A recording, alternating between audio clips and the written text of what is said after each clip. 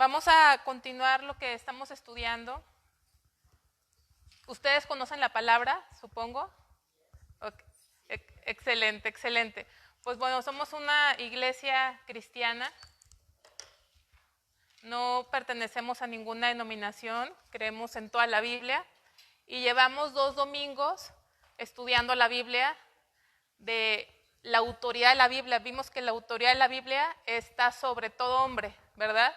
Sobre toda iglesia, sobre nuestras experiencias, sobre nuestros sentimientos. La Biblia tiene la supremacía completa, ¿no? Entonces, vamos a continuar. Hoy vamos a terminar. Ese sería el tercer domingo y aquí vamos a concluir. Y con la ayuda de Dios, en enero, finales de enero, vamos a retomar un poco acerca de este tema, todas las evidencias, todas las pruebas, todos los hallazgos que confirman que la Biblia es la palabra de Dios. Y dijimos que para proporcionar una defensa en lo que hemos puesto nuestra esperanza, ¿verdad? Vamos a hacer una oración. Padre Dios, Señor, te damos gracias en este momento por este tiempo que vamos a escudriñar tu palabra, Dios. Te pedimos que nos dirijas, que nos guíes, Señor, que pueda ser de edificación, que nuestra fe pueda ser fortalecida, Señor, y podamos conocer como está escrito en el libro de Lucas, Señor, que se dio la tarea de investigar con diligencia todas las cosas desde su origen, Señor.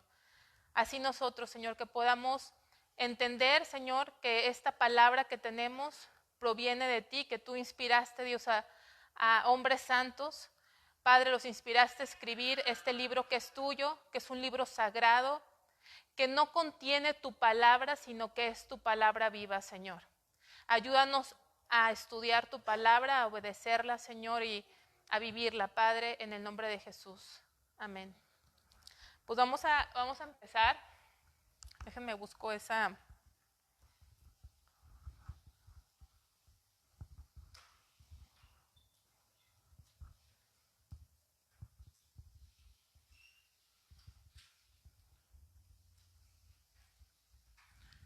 Bueno, y esto lo estuvimos ya viendo todo esto, ¿verdad? Déjenme. ¿Sí está avanzando? Ah, buen punto. Creo que funcionan las cosas cuando se prenden. A ver, ¿está en on? ¿Ya vea? Ok. Déjenme, porque no alcanzo a ver dónde. Bueno, esto lo vimos. Y lo último que vimos fue que el primer libro impreso masivamente con los tipos móviles fue la Biblia. ¿Se pueden imaginar eso? ¿Será Dios, Erika? Amén, ¿verdad?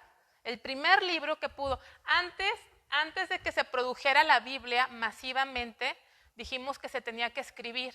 Y vimos diferentes materiales, papiro, pergamino.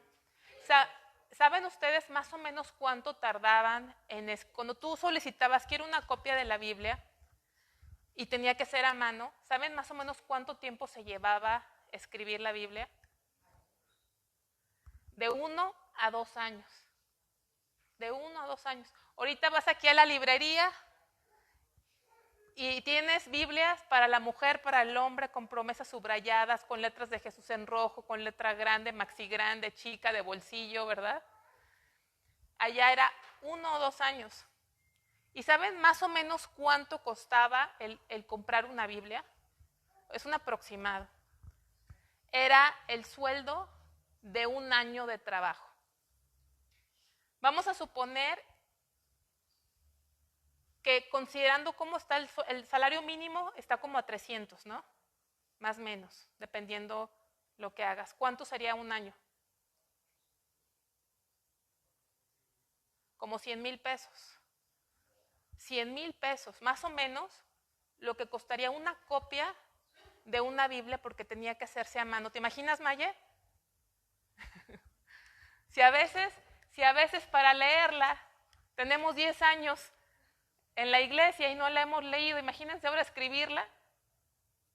Entonces, cuando Dios permitió que este alemán, Gutenberg, descubriera o inventara esa imprenta, que era mucho más fácil cambiar las letritas, los caracteres, la Biblia fue el primer libro que se publicó, que se imprimió masivamente con esta prensa. Déjenme avanzo donde nos quedamos. Estuvimos viendo también, me estoy regresando, ¿verdad? Todo esto lo vimos. También vimos una línea de tiempo, donde mucha gente dice, oye, es que la Biblia, ¿cómo es un libro tan antiguo? La escritura no existía. Ya vimos que el hombre es sumamente inteligente y que la arqueología muestra que la escritura era algo muy prolífero. En el año 3000 hay evidencias vastas en Egipto, en Babilonia, de escritura en el año 3000 antes de Cristo.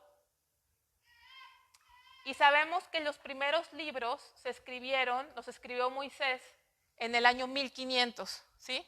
O sea, que la escritura, ya había evidencias de que había muchísima escritura 1500 años antes de que se escribiera la Biblia. O sea, ese tema de que no existía la escritura, pues no es. Aquí les puse una línea de tiempo para explicar mejor cómo funciona. Dijimos que el año cero, la historia del tiempo está dividida en dos mitades, antes y después de Cristo. Entonces tenemos el año cero, ¿sí? Que está ahí, no sé si se alcanza a ver con no lo sé usar. Bueno, no lo agarra la pantalla, ok. Entonces, el año cero es cuando vino Cristo a esta tierra y a partir de Cristo se empezó a contar 1, año 2, año 3. Ahí puse como referencia el 71 después de Cristo. En el 71 se construyó el Coliseo Romano, ¿sí? Como una referencia. En el 70 Tito, el emperador, destruyó Jerusalén. ¿Y en qué año estamos? 2024, ¿sí? Después de Cristo. Pero fíjense, antes de Cristo, los años van aumentando hacia la antigüedad, ¿sí? ¿Sí está quedando claro? O sea, por ejemplo, el año 586 fue cuando Nabucodonosor destruyó el templo, ¿sí? Y más o menos en el año 4000 aproximadamente se considera que Dios hizo al hombre.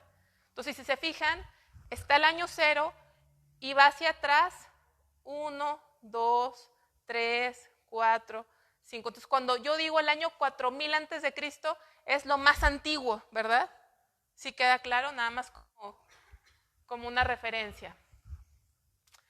Aprendimos también que la palabra Biblia, cuando decimos, dame mi Biblia, ¿verdad? Biblia es una palabra de origen griego. Y significa literalmente los libros, en plural, los libros. Porque la Biblia es un compendio, de libros sagrados, porque ya estudiamos que todos fueron inspirados por Dios, ¿sí? Son libros sagrados inspirados por Dios. La Biblia. Biblia es una palabra griega, hermanos, Biblia. Así que cuando alguien les pregunte, ¿por qué se llama Biblia? Bueno, porque es una palabra griega que dice los libros. Porque ¿cuántos libros tiene la Biblia? 66 libros. Entonces, antes la Biblia se escribía en rollos, ¿sí? Rollos. Fíjense más o menos algunos cuánto medían. No todos medían igual, dependiendo del tamaño del libro. Pero más o menos, por ejemplo, un libro grande como a lo mejor el Evangelio de Mateo, libro de Hechos, ocupaban casi un rollo, ¿no?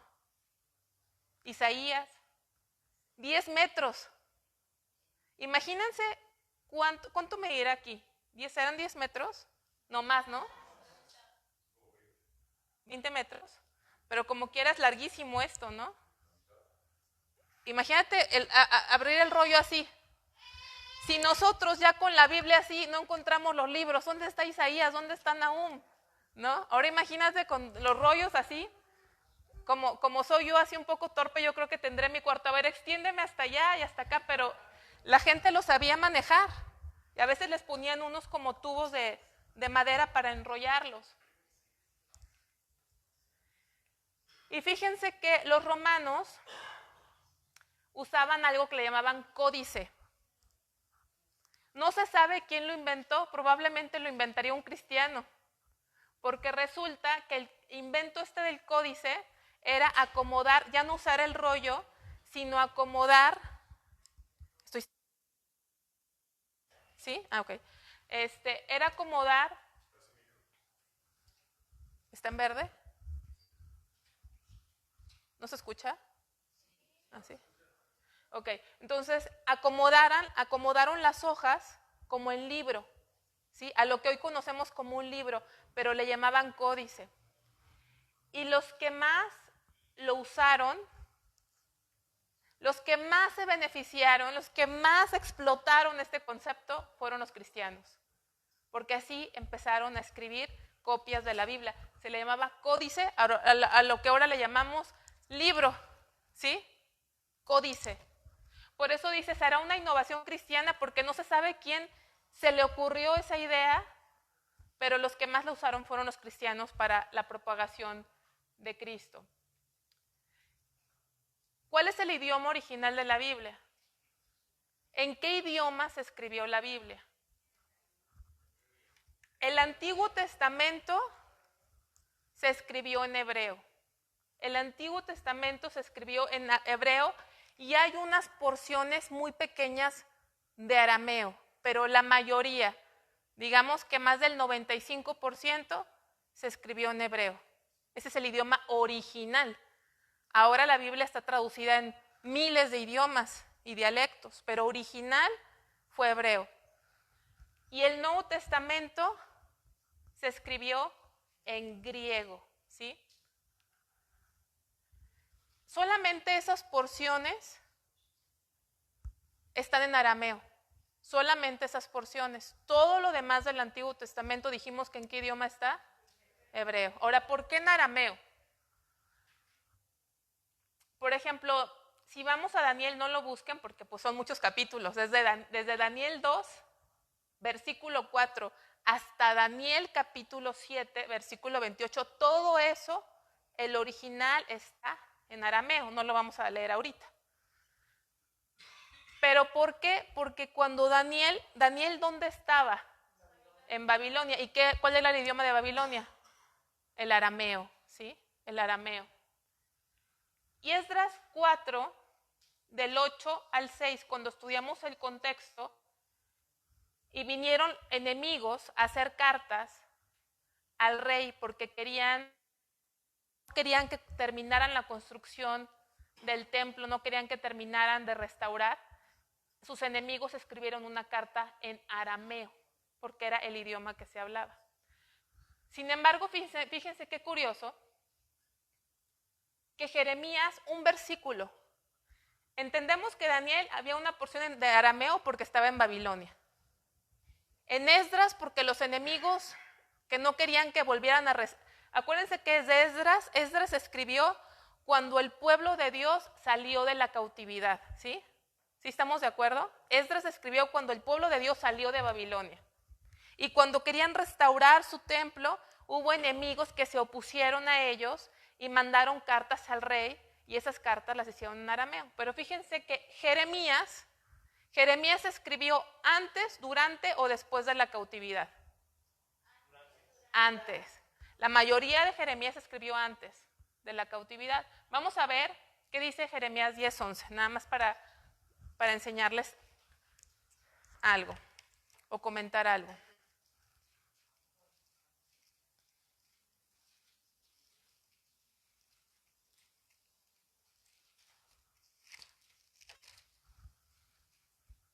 Jeremías 10:11.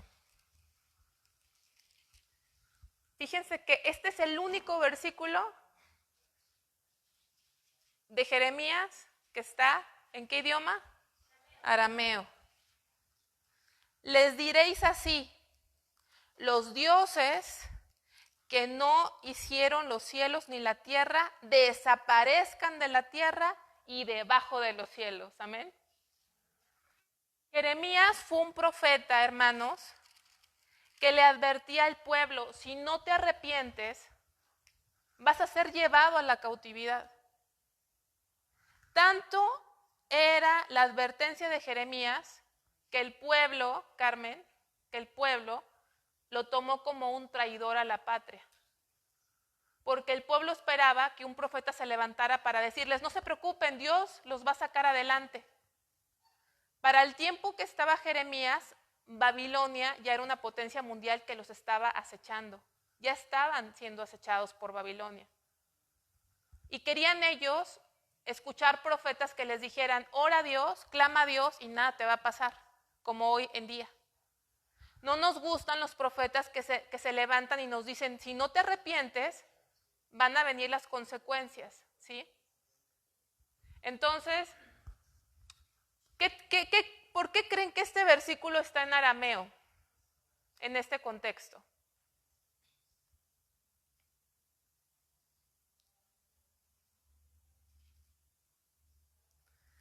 Este versículo está en arameo muy probablemente porque Dios les estaba advirtiendo, van a ir cautivos a Babilonia y esto es lo que le tienen que decir a la gente que, o sea, se los dijo Dios a través de Jeremías hasta en el idioma. Es como si ustedes van a ser llevados a Estados Unidos y les dicen en inglés, tienes que decirles esto y esto y esto, ¿verdad? ¿Qué tenían que decirles? Porque iban a ser llevados a una nación pagana, a una nación idólatra. Entonces dijo, les diréis así, los dioses que no hicieron los cielos ni la tierra, desaparezcan de la tierra y de debajo de los cielos. Esa es la porción que está en arameo. Vamos a continuar. Dice en hebreo, ok, esas letras que se ven aquí es como se ve el hebreo. El hebreo, Neri, se escribe, ¿cómo escribimos el español? De izquierda a derecha, ¿sí? Entonces, el hebreo se escribe de derecha a izquierda.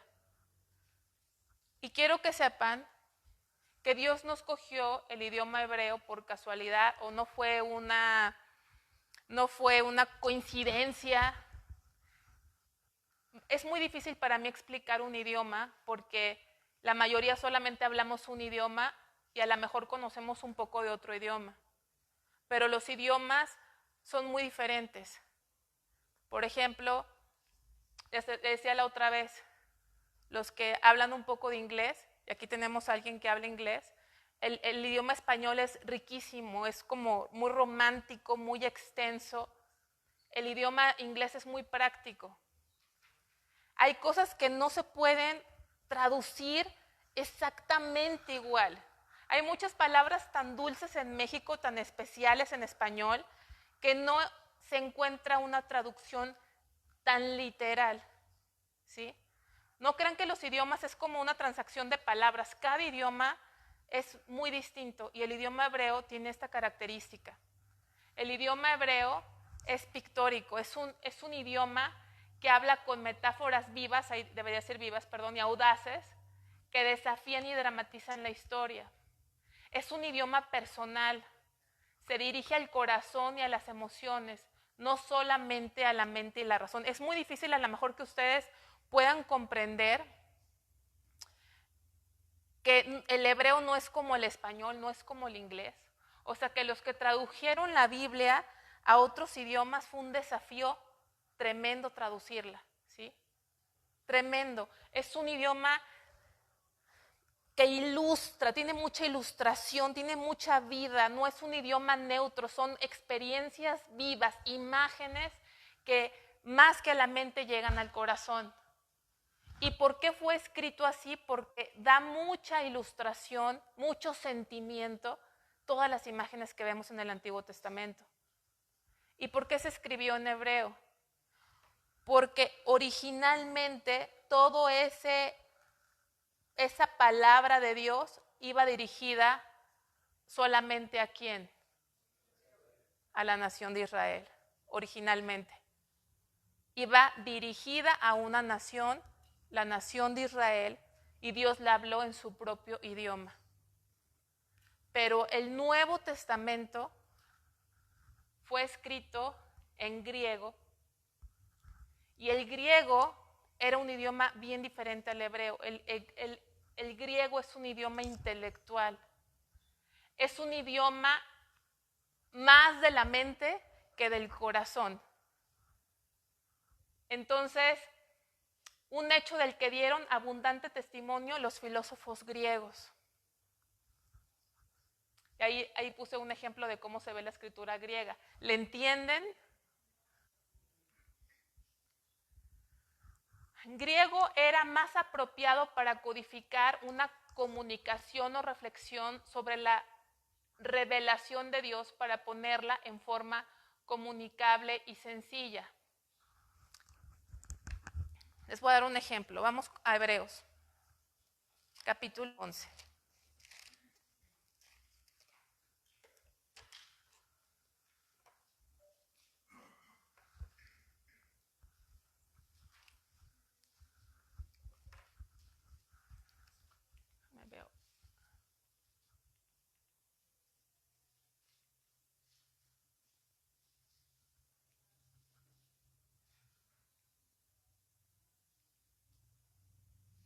Ok.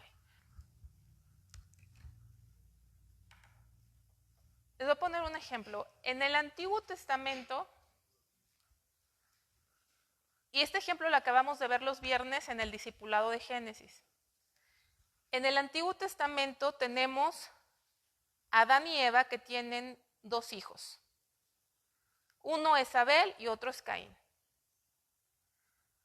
El Génesis nos cuenta que Abel trajo una ofrenda, que fue un animal que fue sacrificado delante de Dios, y esa ofrenda fue acepta. Caín, por el contrario, trajo el fruto de su trabajo, que se dedicaba a la agricultura. Caín se molestó tanto, se ensañó con su hermano, que lo mató. ¿Sí se acuerdan? Lo acabamos de ver. Pero en el Nuevo Testamento, esa ilustración que vemos en Génesis, que vemos a un Abel que en obediencia a Dios sacrificó un animal porque él creía en el libertador prometido en Génesis 3:15.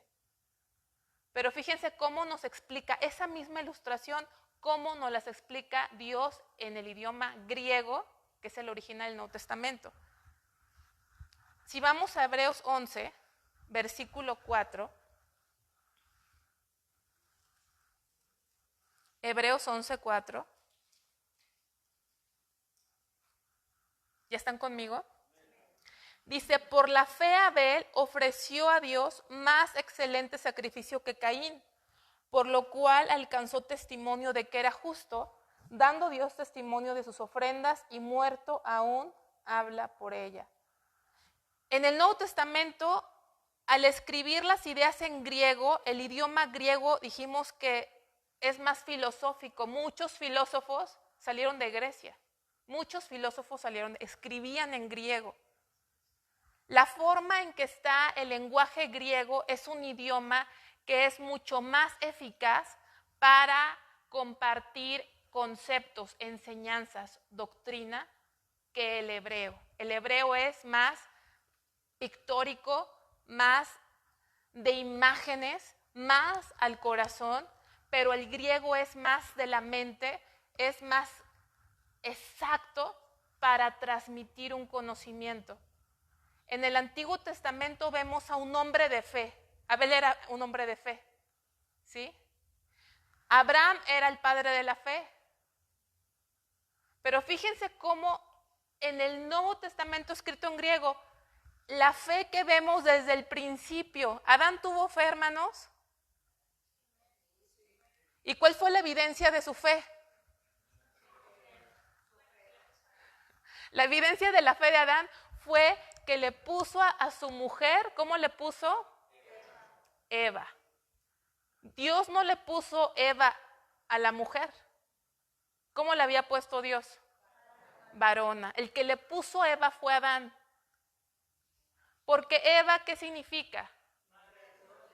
Madre de todos los vivientes. Adán se lo puso en fe porque acababa de recibir una promesa que el Salvador nacería de la mujer. Entonces él le creyó a Dios y le dijo, tú vas a ser Eva, tú vas a ser madre de los vivientes, porque Dios nos acaba de decir que a través de ti va a venir aquel que va a herir a la serpiente en la cabeza, ¿verdad? Fue un acto de fe, pero si nos preguntaran, de acuerdo al Antiguo Testamento, qué es fe, a lo mejor no tendríamos las palabras para explicar qué es fe, ¿sí? Pero cuando venimos al Nuevo Testamento, Hebreos nos explica qué es la fe. Vamos a Hebreos 11:1.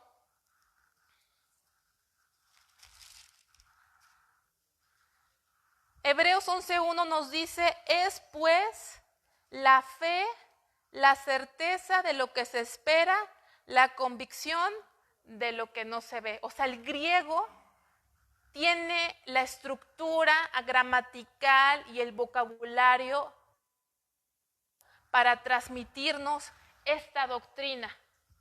El Antiguo Testamento nos dio esas imágenes, esa biografía de la nación de Israel, ilustrativa, que nos llena al corazón.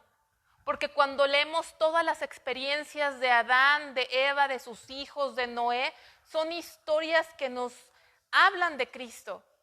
Pero el Nuevo Testamento nos las explica de una forma que podemos entender qué es fe. Esa fe, porque acabamos de leer que por la fe Abel ofreció. O sea, vemos la fe, desde Génesis vemos la fe, pero a lo mejor si nos preguntan qué es fe, no sabríamos decir qué es fe, pero aquí Hebreos nos dice que la fe es la certeza de lo que se espera, la convicción de lo que no se ve. ¿Y en qué idioma fue escrito? En griego. ¿Sí me estoy explicando? Ahora, al principio dijimos que Dios escogió una nación y le habló en su idioma, pero Dios tenía un plan mayor que esa nación. Jesús le dijo a sus discípulos que fueran y predicaran el evangelio ¿a dónde? A todo el mundo, a todas las naciones. ¿Y saben cuál era el idioma, digamos, casi universal? El griego. ¿Cómo Dios preparó todas las cosas? La mayoría de los países hablaba griego. ¿Por qué? Porque se había levantado un tal Alejandro Magno en la historia, que fue un conquistador que conquistó Asia, Europa, parte de África. Y el griego se había propagado en todas las naciones. O sea, era el idioma perfecto para transmitir el mensaje del evangelio y cumplir la gran comisión que Jesús dijo, ya no nada más es Israel, sino es todas las naciones. Todas las naciones. Entonces, ¿fue casualidad que Dios usara el hebreo y el griego?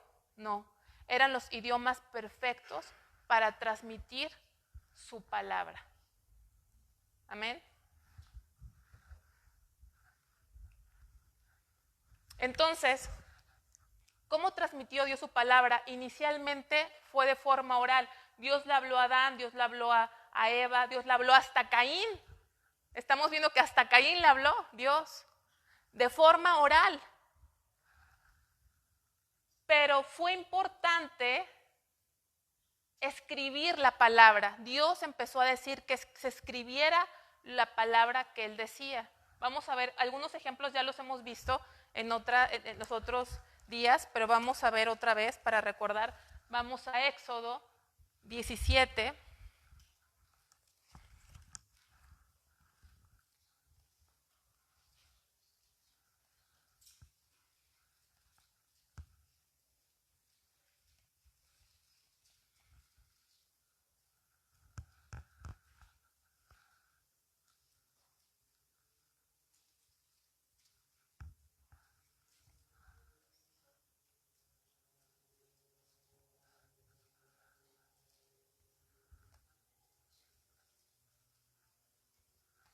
Tengo aquí un problema técnico.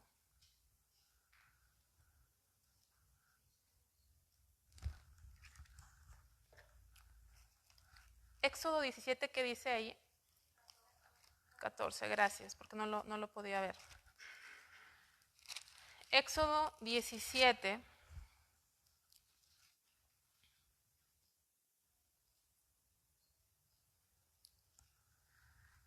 Dice: y Jehová dijo a Moisés: escribe esto para memoria en un libro, y di a Josué que raeré del todo la memoria de Amalec de debajo del cielo. O sea, Dios mismo le dio instrucción a Moisés que escribiera las palabras en un libro, ¿sí? Para memoria en un libro. Vamos a Deuteronomio 31, 9 y 24.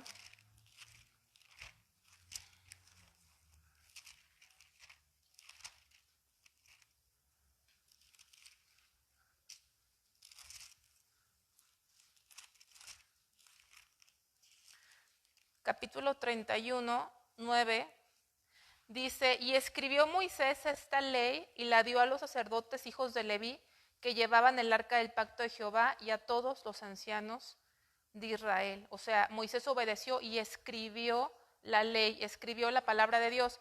Versículo 24 dice: y cuando acabó Moisés de escribir las palabras de esta ley en un libro hasta concluirse, ¿sí? Escribió las palabras. Vamos a Josué 24, 26.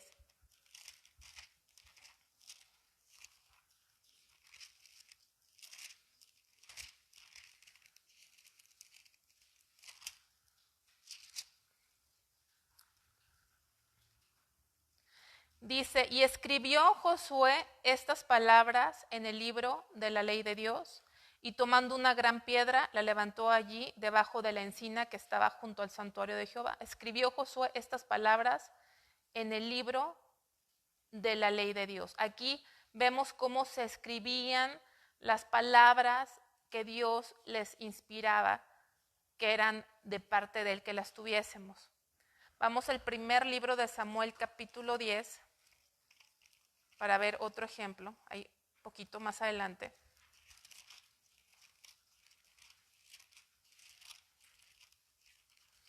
Son algunos ejemplos porque no podemos ver cada versículo, pero son algunos ejemplos. Primer libro de Samuel, capítulo 10, versículo 25, dice: Samuel recitó luego al pueblo las leyes del reino y las escribió en un libro, el cual guardó delante de Jehová. Vemos cómo se fueron escribiendo las palabras. Los santos hombres de Dios, inspirados por Espíritu Santo, escribían las palabras y las guardaban, ¿sí? Las guardaban. Vamos a Jeremías 36, 2 como último ejemplo del Antiguo Testamento.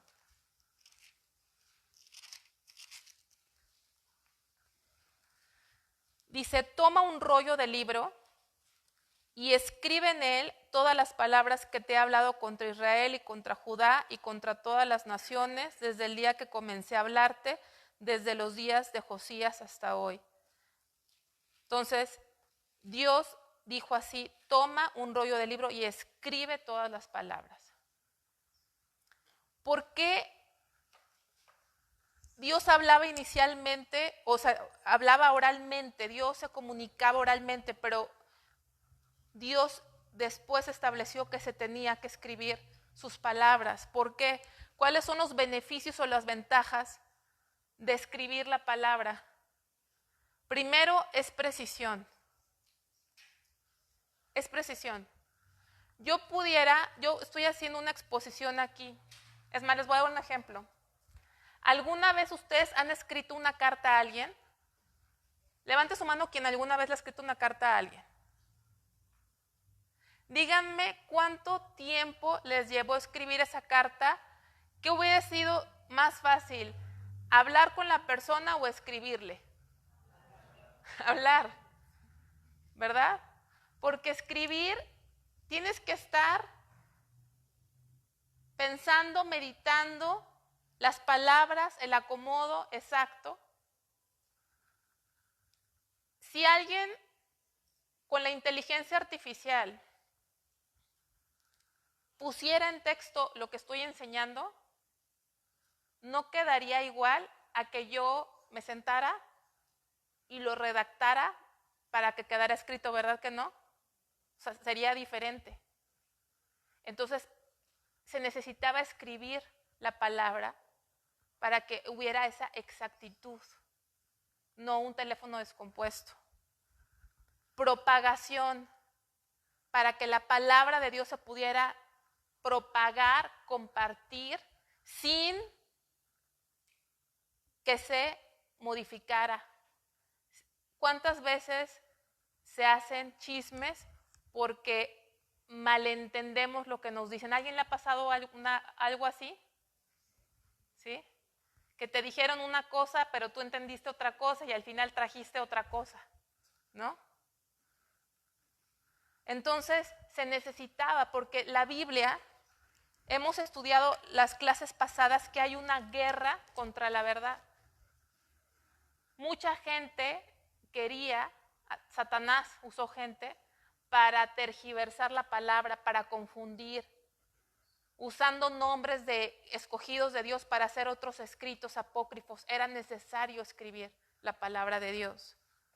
Para preservación de la palabra de Dios, era necesario escribirla, ¿sí? Preservar esa palabra de Dios. ¿Por qué? Porque cuando no escribimos algo, ¿qué pasa en nuestra mente? Se nos olvida, ¿verdad? Se nos olvida.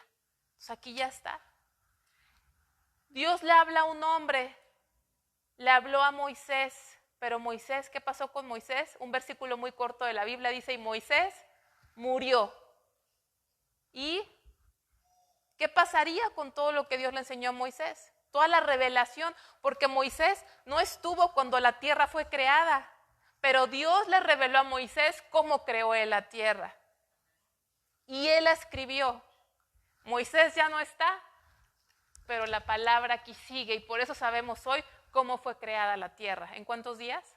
En 6 días y en el 7º descansó, ¿verdad? Entonces, por eso era importante. Déjenme cambio. Entonces, la Biblia se escribió en un periodo de 1500 años aproximadamente. 1500 años. Más o menos por 40 hombres, muchos de los cuales no se conocieron, en 3 continentes diferentes. Parte del Antiguo Testamento se escribió en África. ¿Dónde está Egipto? Toda esa zona. En Asia, donde está Palestina, Israel.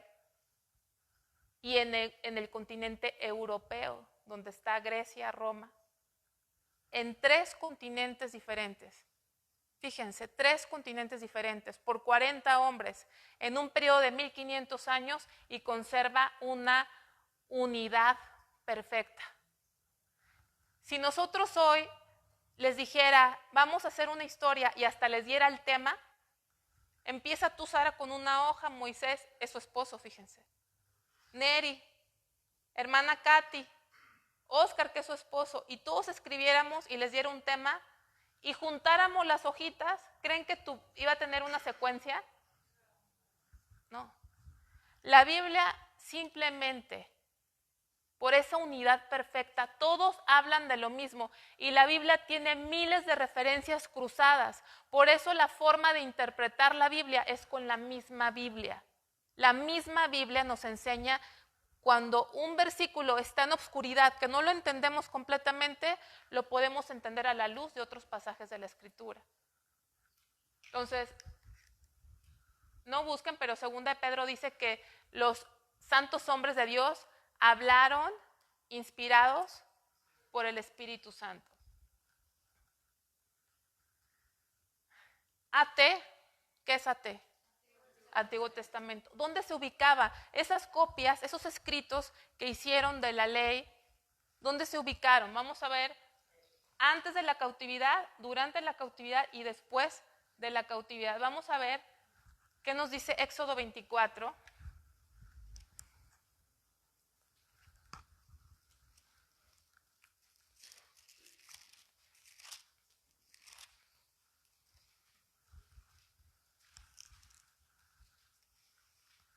versículo 3, 4 y 7.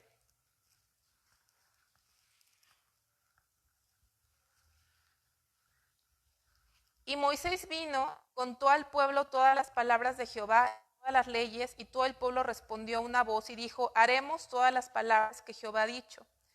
Y Moisés escribió todas las palabras de Jehová, y levantándose de mañana edificó un altar al pie del monte y 12 columnas, según las tribus de Israel. Versículo 7. Y tomó el libro del pacto y lo leyó a oídos del pueblo, el cual dijo, haremos todas las cosas que Jehová ha dicho y obedeceremos. O sea, aquí Moisés escribió algunas palabras, dice, versículo 4, todas. Y dice que tomó el libro y lo leyó y dijo, vamos a hacer lo que está aquí. No nada más dijo, ya lo escribí, vamos a guardarlo para ahí y sigo viviendo como yo quiera, ¿no? No. Le dijo al pueblo, todo lo que está escrito lo tenemos que poner por obra. Vamos a Deuteronomio, sí. Vamos a Deuteronomio 31, que creo que ya habíamos visto esas citas, ¿no?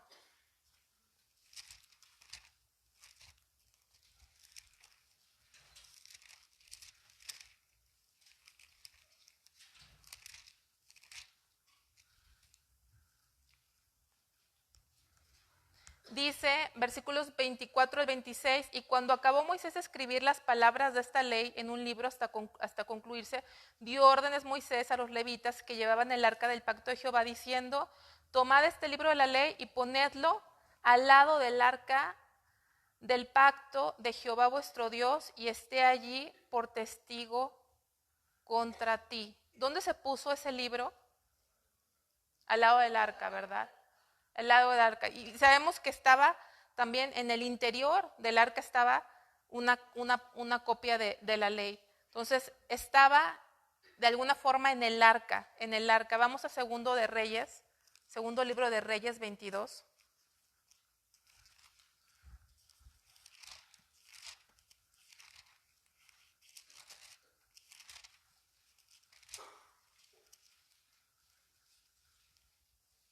Ocho al 10.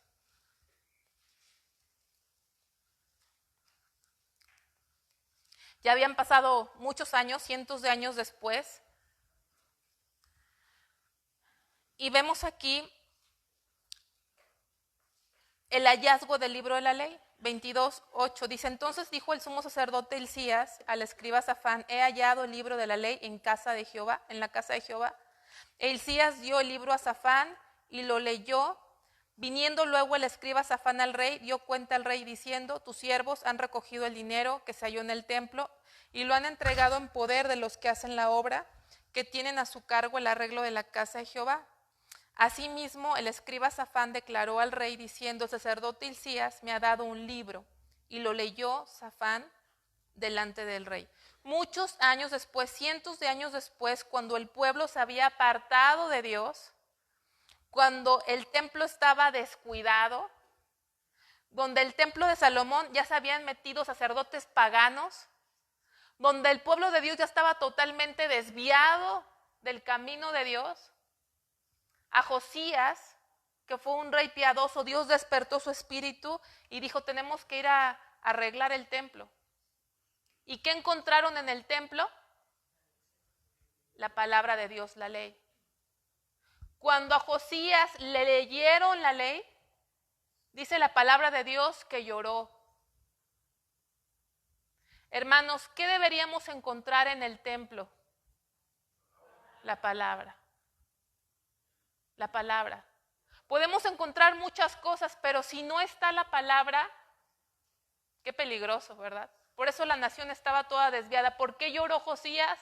Porque en parte se dio cuenta lo desviado que estaba la nación de la palabra. Entonces, ¿dónde se guardaban esas copias? De alguna forma se guardaban en el templo, se fueron guardando. No había templo hasta que Salomón construyó el templo, pero estaba el tabernáculo. Ese tabernáculo que estaba en Silo con el sacerdote Elí. Y esa arca que fue movida varias veces, ¿se acuerdan? David la tuvo que recuperar y traer a Jerusalén. Ahí se mantenían copias de la palabra de Dios.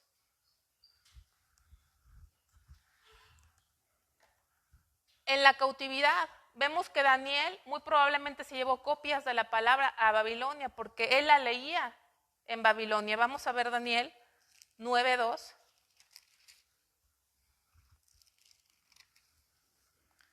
Aquí está Daniel y está en Babilonia, ya no está en Jerusalén. El templo donde estaba el arca ya no existía. O sea, la copia de la ley estaba en el arca, estaba en el templo ya había sido destruido. Ahora Daniel está exiliado en Babilonia, pero miren lo que dice Daniel 9:2. En el año primero de su reinado, yo Daniel miré atentamente en los libros el número de los años de que habló Jehová al profeta Jeremías, que habían de cumplirse las desolaciones de Jerusalén en 70 años. ¿Qué libro estaba leyendo Daniel? El libro del profeta Jeremías, ¿sí? Y lo estaba leyendo ¿en dónde? En Babilonia. O sea, de alguna forma Daniel tenía copias de la palabra de Dios, de la ley y de algunos de los profetas. Los profetas que fueron antes de la cautividad. Porque hubo profetas que se levantaron antes de la cautividad, hubo otros profetas que fueron durante la cautividad y hubo otros profetas que profetizaron después de la cautividad. Y ahí vemos que tenía la palabra de Dios. Después de la cautividad, vamos a Esdras.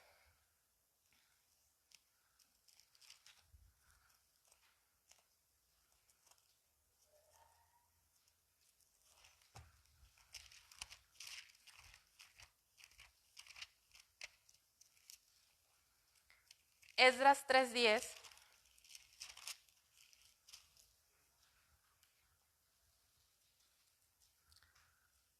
Y 11, dice, y cuando los albañiles del templo de Jehová echaban los cimientos, pusieron a los sacerdotes vestidos de sus ropas y con trompetas, y a los levitas hijos de Asaf con címbalos, para que alabasen a Jehová según la ordenanza de David, rey de Israel. Y cantaban, alabando y dando gracias a Jehová, diciendo, porque Él es bueno, porque para siempre es su misericordia sobre Israel. Y todo el pueblo aclamaba con gran júbilo, alabando a Jehová, porque se echaban los cimientos de la casa de Jehová. Antes de la cautividad se había destruido el templo, donde estaba la palabra de Dios. Pero Dios de alguna forma usó a hombres como Daniel para transportar los libros a Babilonia. Después de que pasan los 70 años en Babilonia, el pueblo empieza a regresar, no todo, pero la mayoría regresa otra vez a Jerusalén. Y Dios usa a Sedequías, a Esdras y a Nehemías para restaurar a la nación de Israel.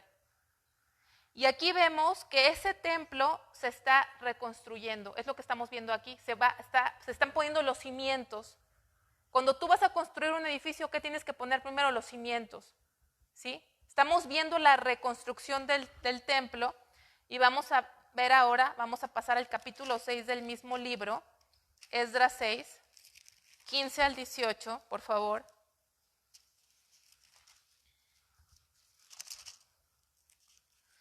Dice, esta casa, o sea, ese templo, fue terminada el tercer día del mes de Adar, que era el sexto del reinado del rey Darío.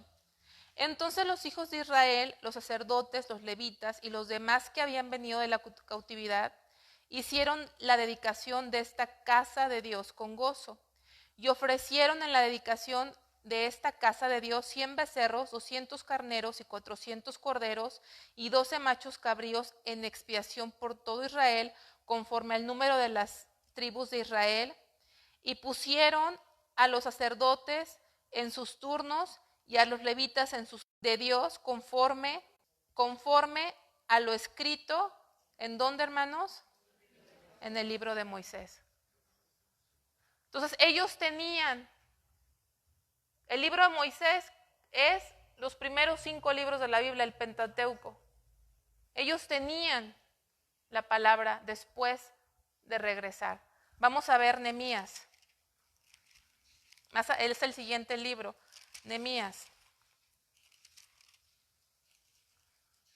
Capítulo 8, versículo del 1 al 8. Fíjense lo que se hacía con la palabra. Cómo se preservó durante todos estos años, ¿sí?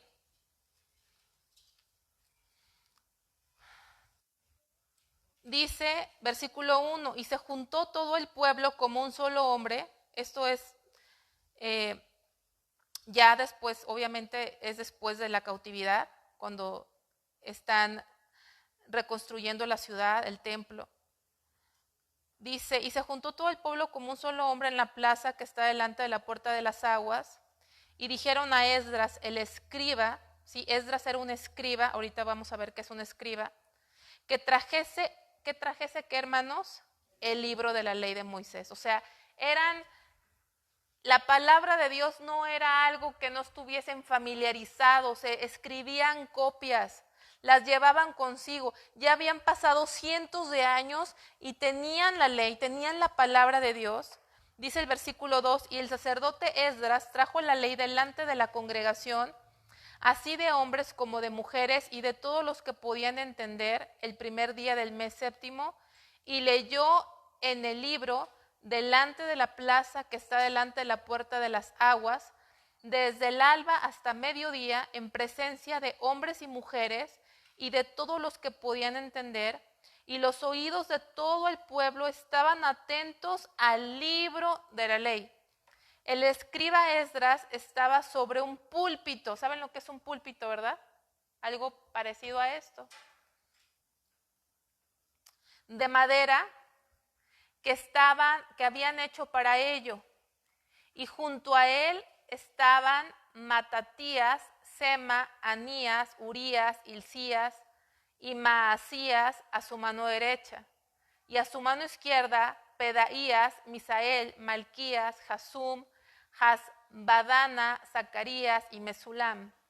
Abrió pues Esdras el libro a los ojos de todo el pueblo, porque estaba más alto que todo el pueblo. O sea, así como aquí hay como un escalón, un nivel más alto, así estaba Esdras. Dice, y cuando lo abrió, todo el pueblo estuvo atento. Bendijo entonces Esdras a Jehová, Dios grande, y todo el pueblo respondió, amén, amén, alzando sus manos, y se humillaron y adoraron a Jehová, inclinados a tierra. Dice, y los levitas, Jesúa, Bani, Serebías, Jamín, Acub, Sebatai, Odías, Maasías, Kelita, Azarías, Josabed, Hanán y Pelaya, hacían entender al pueblo la ley, fíjense. Le explicaban a la gente la Biblia, la palabra, y el pueblo estaba atento en su lugar y leían en el libro de la ley de Dios claramente y ponían el sentido de modo que entendiesen la lectura. Una cosa es leer por leer y otra cosa es ponerle el sentido, atención, ¿verdad? No, es poner la atención. Entonces ahí vemos que después de la cautividad tenían la ley y Esdras enseñaba la ley.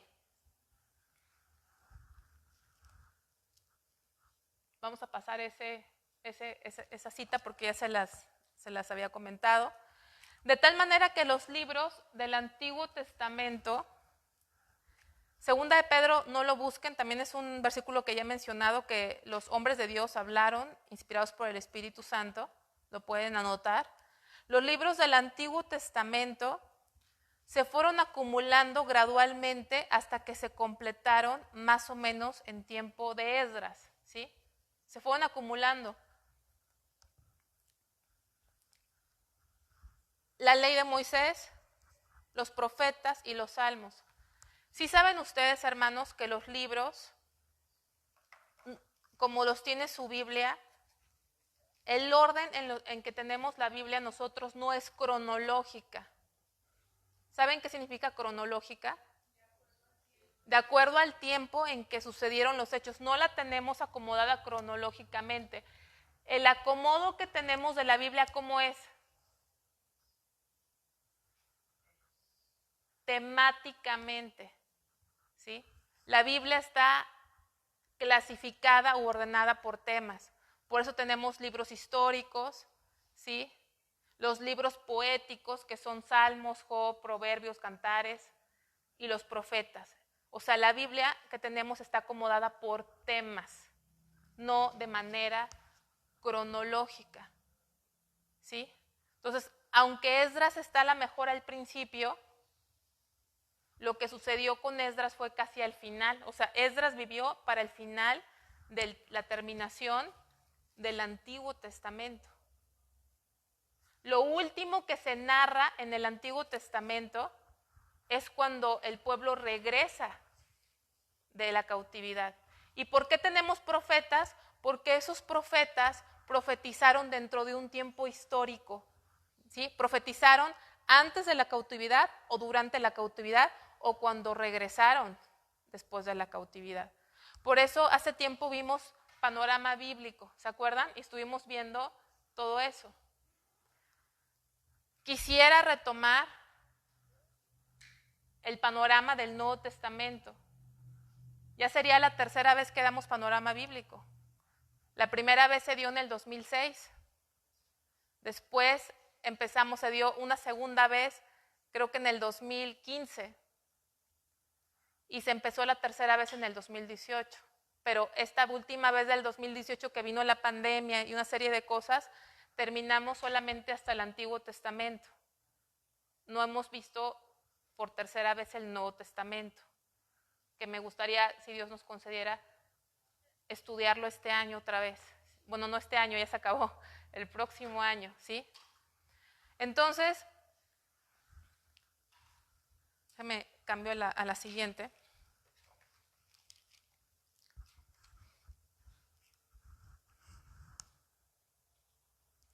Entonces, Esdras, que aquí lo vemos, él era sacerdote y escriba. La tradición judía no es algo que esté escrito en la Biblia. Cuando leemos según la tradición judía, es según la tradición judía, de acuerdo a los libros judíos, a la tradición judía, al informe judío, no que está en la Biblia. Se cree que Esdras, que era sacerdote y escriba, él compila, guarda los libros de la Biblia hebrea, que es el Antiguo Testamento. ¿Qué es un escriba? ¿Alguien sabe qué es un escriba? Alguien que escribía. Entonces aquí todos seríamos escribas. No. Un escriba era un profesional que se dedicaba a la escritura y a la lectura en la antigüedad, ¿sí?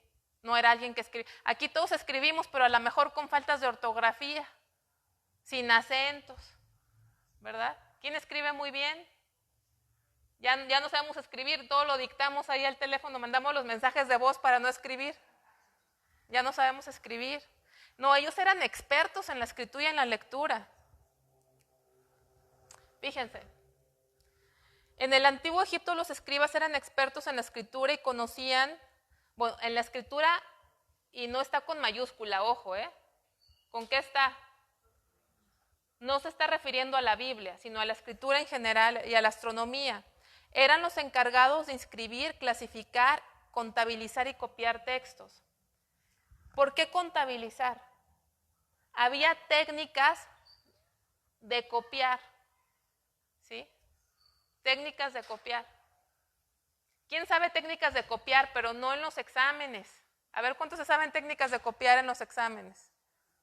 Hermano, ¿así terminó la escuela de medicina? No, pues no.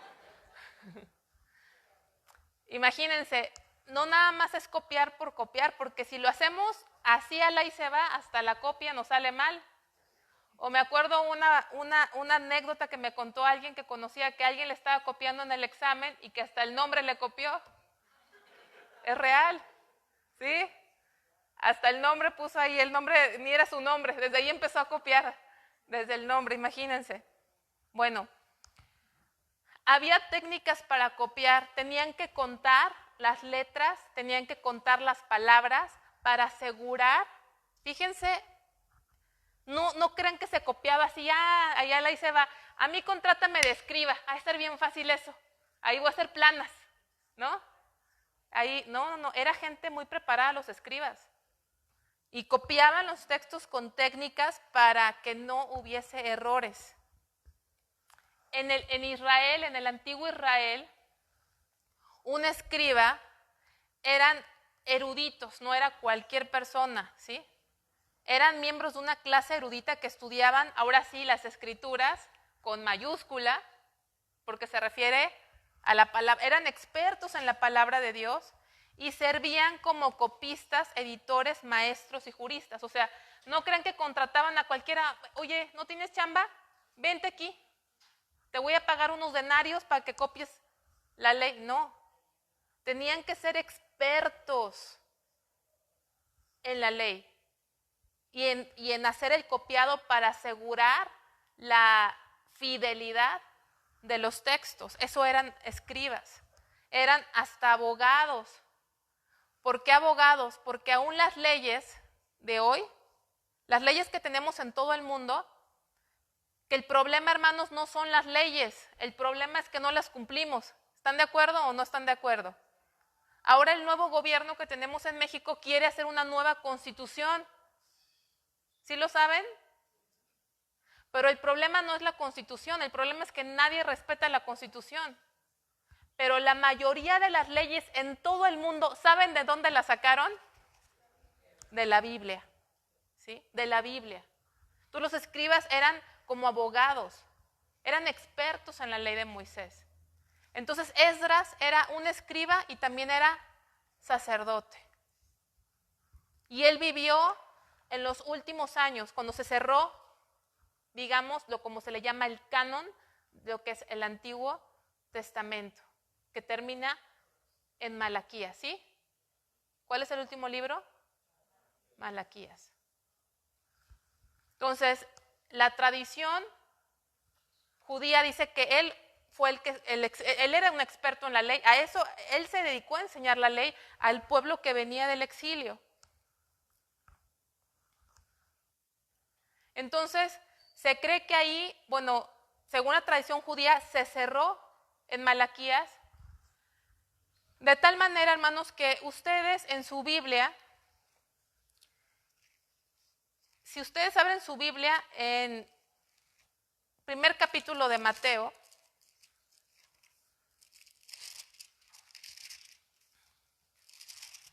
a lo mejor tienen una hoja en medio. Yo tengo una hoja en mi Biblia que dice Nuevo Testamento, es como una portada. ¿Alguien tiene una hoja así en blanco? Bueno, entre Malaquías y Mateo pasaron 400 años sin que hubiese palabra inspirada de Dios. Se escribieron libros, pero no inspirados por Dios. Hasta Malaquías se cerró el canon bíblico. Así lo vemos como se cree que Esdras, que fue ese sacerdote al final de que se cerró el canon, pero también hay otro historiador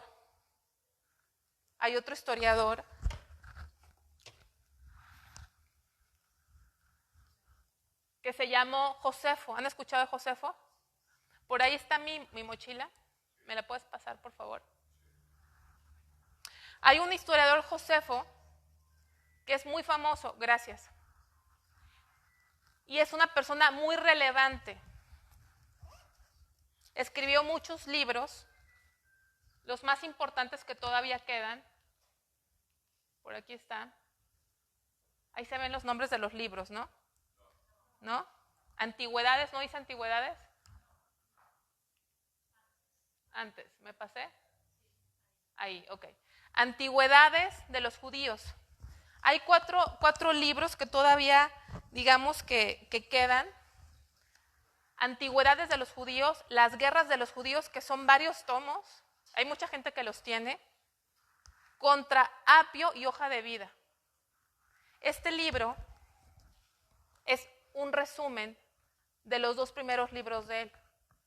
Los que les gusta, los estudiantes de la Biblia, no sería malo que tuvieran este libro. Este libro mi papá lo compró hace mucho. Era un estudioso de la Biblia. Y este libro resume dos de los libros. Antigüedades de los judíos y las guerras de los judíos. ¿Qué relevancia tiene? Este hombre fue un historiador muy respetado. No puedo decirles aquí toda la historia de él, pero en lo que es antigüedades de los judíos, ayuda a comprender los usos, las costumbres, o sea, la vida, se defiende de alguna forma la Biblia. Y luego, las guerras de los judíos son de los más importantes, que si usted es un estudioso de la Biblia y algún día ve este libro, se los recomiendo. Este es un resumen. Se los prestaría, pero luego no me lo regresan. ¿Sí? Pero si usted es un estudioso, es un libro que puede tener. Este libro de Josefo. Fue un historiador muy importante, muy nombrado. Déjenme, me regreso. Porque luego lo escuchamos a lo mejor y no sabemos quién es. Josefo era una autoridad judía, muy respetada, un experto. Vivió durante el tiempo de Tito, que fue el emperador romano que destruyó el templo. Y él, como una autoridad judía, dijo que ningún libro fue agregado a las escrituras hebreas después de Malaquías. ¿Por qué es importante esto que les estoy diciendo? Porque la Biblia de la iglesia tradicional, la iglesia católica, contiene otros libros que no están en este canon.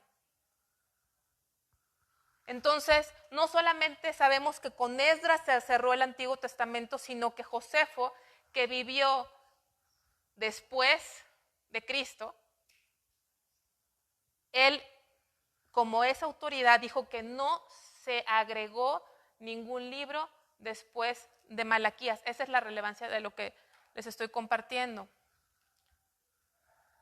Nada más como cultura general, Flavio Josefo fue un historiador judío romano que vivió en el primer siglo.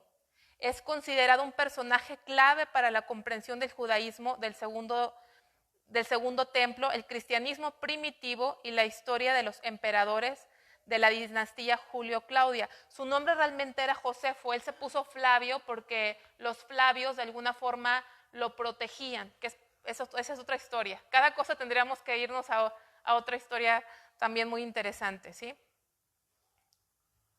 Entonces, así se cerró el Antiguo Testamento. Vamos rápidamente porque el tiempo se acaba. Hablar un poquito del Nuevo Testamento. El Nuevo Testamento, la Biblia completa se escribió, dijimos que como en 1600 años, la Biblia completa, Antiguo y Nuevo Testamento. Pero el Nuevo Testamento, únicamente el Nuevo Testamento, se escribió como en 50 años, aproximadamente entre el año 50 y 100 después de Cristo, por 8 escritores diferentes. ¿Cuántos libros tiene el Nuevo Testamento? 27. Ahora, ¿qué es canon? Ya estamos terminando, hermanos. Gracias por su paciencia. Sé que no es fácil, pero creo que es importante. Yo considero importante entender de dónde viene este libro que tanto amamos y que deberíamos amar más. Canon. Se dice que el canon bíblico que aceptamos son 39 libros del Antiguo Testamento, 27 del Nuevo, que dan un total de 66 libros. A eso se le llama el canon bíblico. En otras palabras, el canon bíblico es la lista de libros que se consideran sagrados e inspirados por Dios. La palabra canon proviene del hebreo kane, que significa caña, o un instrumento de medición o regla. ¿Por qué se le llama canon? Porque caña era un instrumento de medición, o sea, era como un estándar, ¿sí? Un símbolo de estándar. ¿Cuál es tu estándar? ¿Cuál es tu canon?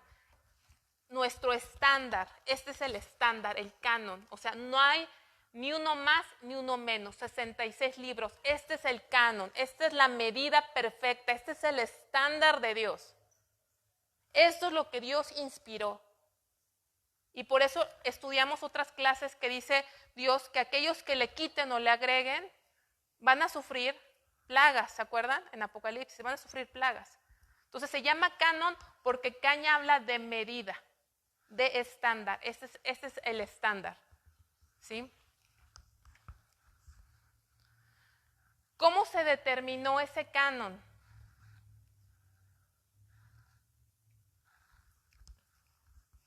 Digamos que hubo 3 puntos a grandes rasgos. Paternidad literaria, ¿qué quiere decir? ¿Quién escribió ese libro? Por ejemplo, en el Nuevo Testamento, ¿quién lo escribió? No, pues que lo escribió Chuchito no sé qué, no, pues quién sabe, quién será. ¿Quién era? ¿Qué ejemplo tenía? ¿Quién lo escribió? Bueno, Pablo fue un escritor, ¿no?, del Nuevo Testamento. Lucas, Mateo, ¿quiénes eran? Hombres que eran apóstoles, que eran reconocidos en la iglesia como padres espirituales. Porque sobre todo en el Nuevo Testamento hubo muchos hombres, fíjense, que querían usar el nombre de otro, fíjense, usar el nombre de otro para escribir otra carta de Pablo, por decir, otra carta de Pedro. Las fake news siempre han existido, hermanos. ¿Sí? Siempre han existido las fake news. Pero la verdad, aquí está, esa es la verdad. Se ha conservado hasta nuestros días. Por eso era bien importante saber quién escribió. O sea, el autor era Dios, pero ¿a través de quién? Ese era uno. ¿Quién escribió? Paternidad literaria. Otro punto con el que se terminó el canon, no podía contradecir las escrituras. Las escrituras no se contradicen. No se contradicen. Al contrario, se complementan. Ese es parte del milagro de la escritura, que son miles de referencias que se escribieron en un periodo de 1600 años por personas que no se conocieron y no se contradicen, sino que se confirman y se complementan. Entonces, un libro que contradiga la enseñanza no pertenece al estándar, porque todo lo que está aquí no se contradice. Y tercer punto, era una aceptación del consenso de la iglesia, sobre todo en el Nuevo Testamento, porque el Antiguo Testamento dijimos que se cerró con Esdras, ¿correcto? ¿Sí? Así terminamos. Pero en el Nuevo Testamento, cuando escribía Pablo, cuando escribió Marcos, cuando escribió Judas, cuando escribió, no Judas Iscariote, ¿verdad? Cuando escribió Santiago, la epístola de Santiago, cuando escribió Juan en la isla de Patmos, todo eso, la iglesia, se hacía un consenso de la iglesia que era de edificación y se aceptaron estas cartas y estos libros y estos evangelios del Nuevo Testamento. Ya estamos terminando.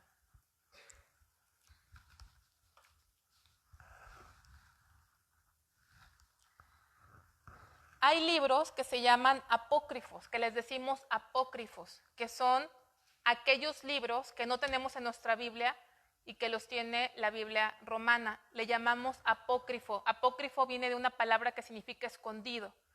Cuando decimos libros apócrifos, estamos diciendo que esos libros no son genuinos. Estamos diciendo que esos libros adicionales que metió la Iglesia Católica son libros que no son del canon, ¿sí? Que no fueron inspirados. ¿Por qué? Porque esos libros que quisieron meter, los quisieron meter cuando el Antiguo Testamento ya se había cerrado. La tradición judía dice que Esdras, que era el escriba y sacerdote del que hablamos, que vivió después de la cautividad, acumuló los libros y ahí se cerró y no hubo más profecía de parte de Dios, porque quiero que sepan que todos los sucesos, algo muy interesante, hermanos, todos los sucesos que sucedieron, ¿cuántos años dijimos que pasó entre el Antiguo y el Nuevo Testamento? 400. La mayoría de los sucesos que pasaron esos 400 años, ¿recuerdan quién los profetizó? Daniel. Daniel profetizó acerca de Alejandro Magno, de el imperio griego que iba a tener gran poder antes que lo derribara. ¿Qué otro imperio? El romano. Todo eso que pasó en esos 400 años, Daniel ya lo había escrito.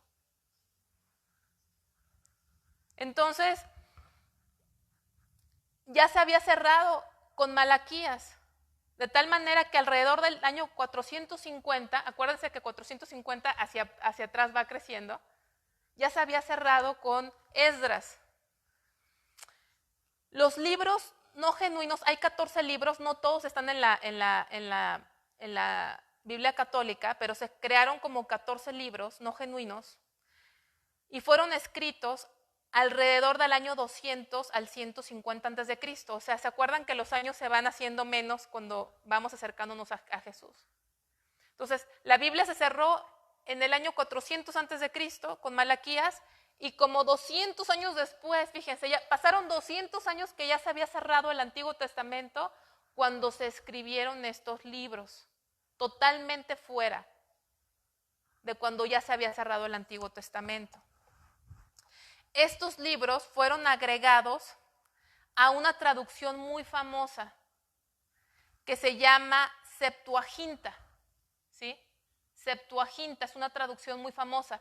Es una traducción, es la primera traducción que se hizo del Antiguo Testamento, se tradujo al griego, ¿sí? Se tradujo el Antiguo Testamento al griego. Fue la primera traducción del Antiguo Testamento original al griego y es muy famosa esa Septuaginta. Septuaginta se llama porque se supone que 70 eruditos hicieron esa labor de traducirla, pero le agregaron esos libros que los escribieron 200 años después de que se había cerrado el canon del Antiguo Testamento. ¿Por qué consideramos que son apócrifos? ¿Por qué esos libros no los aceptamos? Primero, porque esos libros, hermanos, jamás han sido citados en otro libro de la Biblia. Si ustedes leen la Biblia, Jesús citó a los salmos, citó a los profetas. La otra vez platicamos que hasta las Biblias más sencillas tienen referencias cruzadas. Esos libros son los únicos que no tienen ninguna referencia cruzada con nada, ningún otro libro. O sea, son como libros que son históricos, probablemente, pero no son inspirados. Entonces, primero, no los aceptamos porque jamás fueron citados. No se hace referencia a ellos en ningún otro libro de la Biblia. 2, porque Josefo, que acabamos de ver que era una autoridad judía, un escritor, un historiador, que cuando ustedes lean la historia de Josefo, si no la conocen, van a ver que mucha gente se fue en contra de Josefo. ¿Por qué? Porque él, digamos que era amigo de Tito, de su padre, y muchos lo vieron como un traidor a la patria, pero él escribió un libro donde él se defiende y donde les da a entender que Roma era muy superior a Israel, que no les convenía irse en contra de Roma, pero esa es otra historia que no es de ahorita, ¿sí? Pero se los digo como cultura general. Josefo los excluyó. El filósofo judío, un filósofo judío, Filón, no los reconoció. Filón se llama, creo que ahí se me pasó poner el nombre. Filón, el filósofo judío Filón, F-I-L-O-N, no los reconoció. Los primeros padres de la iglesia en el Nuevo Testamento, los padres que fundaron la iglesia después de Jesús, no los usaron. Hubo un traductor bíblico, Jerónimo, que no los aceptó como inspirados, pero un papa lo obligó a incluirnos en una traducción de la Biblia, que es la traducción Vulgata latino en el siglo IV. Pero él, a pesar de que él era el traductor, él dijo, estos no son inspirados, pero un papa lo obligó a meterlos, pero mucho después. El siglo IV, estamos hablando de 300, 400 años después de Jesús. Ya habían pasado como 800 años de que se había cerrado el Antiguo Testamento, ¿sí? Ninguno de los libros dice estar divinamente inspirado. Algunos de esos libros tienen errores históricos y geográficos. Fue hasta 1596, y aquí voy a terminar, fue hasta el año 1596 que el Concilio de Trento de la Iglesia Apostólica Romana los reconoció oficialmente. Ni la misma Iglesia Romana en sus concilios, porque tenemos que entender que la Iglesia Romana, ¿de dónde viene? La iglesia romana, lo que conocemos como la iglesia, ¿cómo es? Apostólica, ayúdame, se me olvida el nombre. Católica, apostólica y romana, un poco largo, ¿verdad? Esa iglesia no es una religión, es una secta, porque ellos se desviaron de la verdad. El cristianismo empezó obviamente cuando Cristo murió y todos sus apóstoles, sus discípulos empezaron a predicar la palabra, pero fueron perseguidos, ¿sí? Y esa persecución se incrementó y se incrementó al grado que llevaban a los cristianos a los coliseos. Al coliseo romano los llevaban y morían por su fe. Pero pasaba algo bien impresionante. En lugar de que la gente quisiera no tener nada que ver con ellos ni con Cristo porque está de miedo, los matan, la gente quería más de lo que tenían. ¡Qué locura! Ahora la gente quiere ser cristiana porque dicen, oye, le va muy bien, mira el carro que tiene, mira el trabajo que yo quiero ser cristiano. Antes la gente los veía morir por Cristo y decían, yo quiero lo que ellos tienen. ¿Y saben por qué? Porque la gente decía, yo no los veo llorando, los veo gozosos, los veo cantando, yo quiero. Y hay muchos que se han atrevido a decir que por uno que moría, 10 se convertían. Y fue tan grande el cristianismo que Satanás usó otra diabólica técnica. Dice por ahí, no puedes con tu enemigo, únete a él. Así fue como surgió la Iglesia Católica. Constantino, el emperador romano, para ganarse a toda la gente, declaró el cristianismo como la religión oficial del Imperio Romano. Y aquellos que vivían en persecución, que vivían perseguidos por predicar el Evangelio, por primera vez gozaron de libertad y hasta de privilegios y de posición, y ahí se fue pervirtiendo y desviando lo que hoy conocemos como la Iglesia Católica. ¿Fue hasta qué año que la Iglesia Católica agregó esos libros a la Biblia? ¿Hasta qué año? Fíjense qué interesante. ¿Saben por qué pasó eso en ese concilio? Fue un concilio de Trento. Trento es una ciudad en Italia. ¿Saben por qué se reunieron? Porque en el año 1500, años antes, pocos años antes, se hizo una gran revolución en todo el mundo.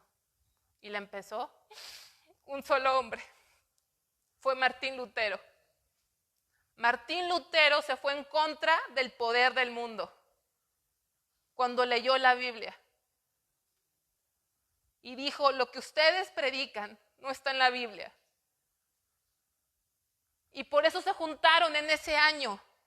Ese concilio fue una respuesta a lo que se conoce como la Reforma Protestante. ¿Qué es la Reforma Protestante? Cuando un monje alemán, Martín Lutero, Dios abrió la Biblia, Dios le abrió los ojos y fue y pegó, creo que 90, si fueron 90, ¿cuántos?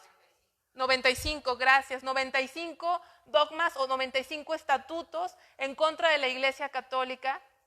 Y esta reunión que tuvieron se le llama contrarreforma. Contrarreforma. ¿Por qué? Porque ellos querían ver cómo iban a limitar y a contradecir y a apagar este movimiento que un solo hombre tomó un auge, hermanos. No nada más afectó a Alemania, afectó Europa y el mundo entero hasta nuestros días. Hasta nuestros días. El resultado que hoy tenemos una Biblia en español es el resultado de la Reforma. Entonces, en ese concilio, ellos agregaron esos libros apócrifos, fíjense, hasta ese concilio, ¿con qué finalidad? Para apoyar sus doctrinas falsas. Porque esos libros contradicen la Biblia. Esos libros hablan de que, que se necesita pagar los diezmos para salvación. ¿Y eso es bíblico? No. Habla de orar. Libros de ahí habla que hay que orar a los muertos. ellos agregaron hasta ese año, fíjense cuántos años pasaron, esos libros apócrifos, pero lo hicieron para apoyar y sustentar sus enseñanzas. ¿Por qué? Porque no sabían qué hacer con cientos y millones de personas que estaban empezando a leer la Biblia en sus idiomas. Y a darse cuenta que vivían en la mentira. Jesús dijo, y conoceréis la verdad, y la verdad los hará libres.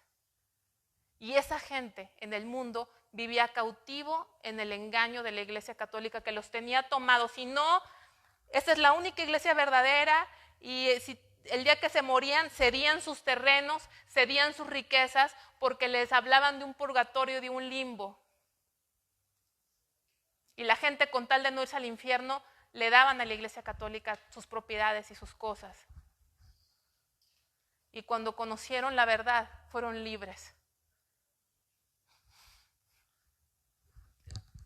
Y a mí me conmueve este libro. Este libro es indestructible, porque es la palabra de Dios. Y no nos tenemos que avergonzar del Evangelio, porque es poder de Dios para que cree. Esta historia que leemos tan fácil ha sido drama de cientos de años, pero hasta hoy, el año 2024, entrar al 2025, estamos usando la palabra de Dios. Y aunque la puedan limitar o la quieran cambiar, hermanos, nadie va a poder con ella jamás. Preocúpate nada más de vivirla y de leerla, y deja que Dios haga lo demás. Vamos a hacer una oración. Padre Dios, Señor, te damos gracias por tu palabra. Te damos gracias por ese privilegio de ser tus hijos, Señor. Porque nos trajiste, Señor, de muerte a vida. Señor, ayúdanos a leer tu palabra. Yo en este momento te pido que nos perdones porque no la leemos lo suficiente. Porque no la amamos lo suficiente, Señor. Y porque no la obedecemos con el fervor que tú mereces, Señor. Te pedimos perdón y te pido que a cada uno de los que estemos aquí nos des más hambre de tu palabra. No para saber más que los demás, Señor, sino para conocerte a ti, Señor. Para alimentarnos de ti, Padre. En el nombre de Jesucristo, Dios. Amén.